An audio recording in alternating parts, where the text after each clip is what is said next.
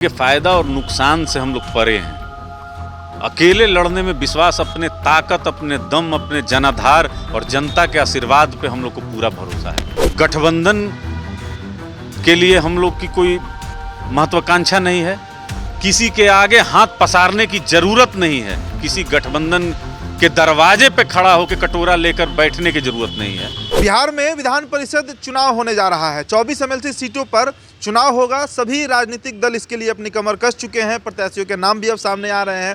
कौन सी पार्टी किस किस सीट पर लड़ेगी, इसे लेकर एनडीए की बात करें तो सहनी और बीजेपी जेडीयू के बीच तकरार दिखा, कांग्रेस आरजेडी के बीच महागठबंधन में तकरार दिखा। लेकिन अब इस पर जो नया मामला सामने आया है वो बोचहा विधानसभा सीट को लेकर है। हाँ, विधान परिषद नहीं, विधानसभा का जो सीट है। मुसाफिर पासवान वहां से विधायक हुआ करते थे, वीआईपी पार्टी से थे, लेकिन उनका निधन हो गया। वो सीट खाली है, उस सीट पर उपचुनाव होने जा रहा है। तो एमएलसी चुनाव के बीच में अब विधानसभा सीट का जो चुनाव है वो चर्चा में इसलिए है क्योंकि वहां से अब लोक जनशक्ति पार्टी रामविलास दावा ठोक रही है। इस बात की पुष्टि खुद राजू तिवारी ने किया है, जो कि प्रदेश अध्यक्ष हैं लोजपा के।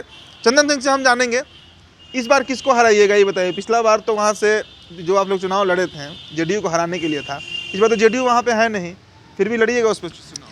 नहीं, देखिए, पूर्व में भी 2020 बिहार विधानसभा में बोचहा सीट हम लोग लड़े, तो इस बार भी उपचुनाव हो रहे हैं। लोक जनशक्ति पार्टी रामविलास वहाँ से चुनाव लड़ेगी बहुत मजबूत, और इस बार हम वो सीट जीतेंगे।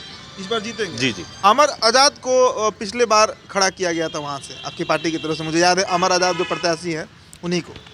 जी जी, बिल्कुल। प्रत्याशी तो हमारे बिहार कमेटी के, हमारे संसदीय बोर्ड के अध्यक्ष आदरणीय हुलास पांडे जी और प्रदेश अध्यक्ष आदरणीय राजू तिवारी जी अपना जो रिपोर्ट है वह केंद्रीय संसदीय बोर्ड को भेज दिए हैं।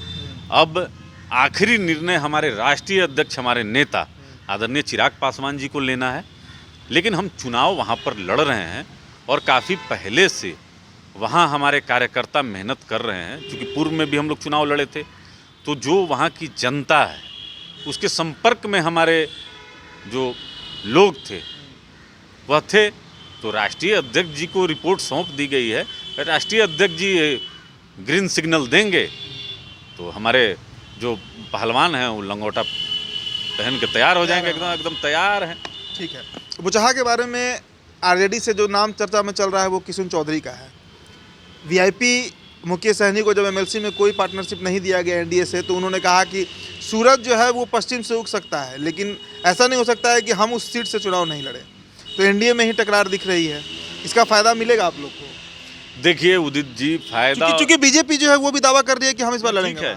देखिए, फायदा और नुकसान से हम लोग परे हैं।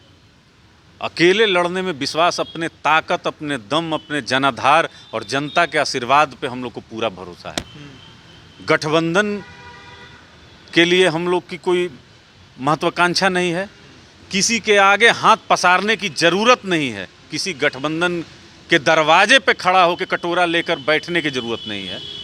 आदरणीय चिराग पासवान जी ने जो मेहनत किया और हमारे स्वर्गीय संस्थापक, हमारे अभिभावक आदरणीय रामविलास पासवान जी के विचारधारा को हम लोग लेकर जा रहे हैं और वहाँ से हम लोग जीत हासिल करेंगे इस बार।